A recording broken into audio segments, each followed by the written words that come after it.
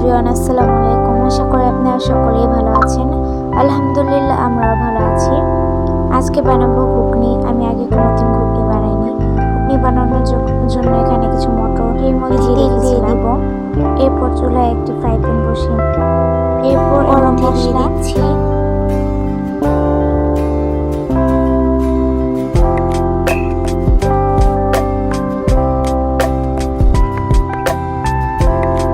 এরপর দিয়ে দিচ্ছি পেঁয়াজ কুচি আর মরিচ।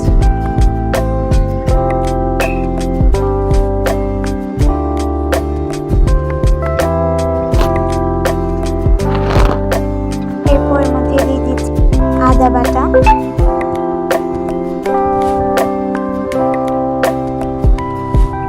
এরপর দিয়ে দিচ্ছি এর মধ্যে অল্প পরিমাণে পানি।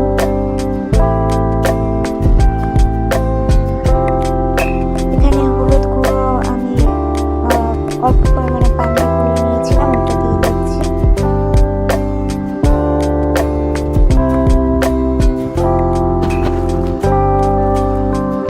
দিয়ে দিচ্ছি টমেটো কুচি।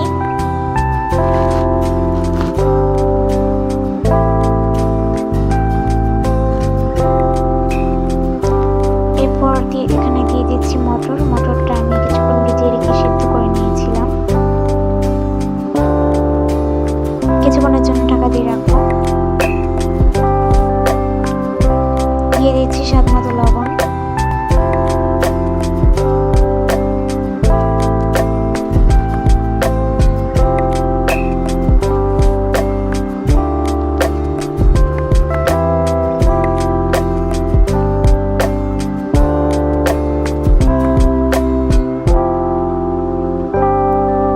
এর মধ্যে দিয়ে দেব অল্প পরিমাণে পানি।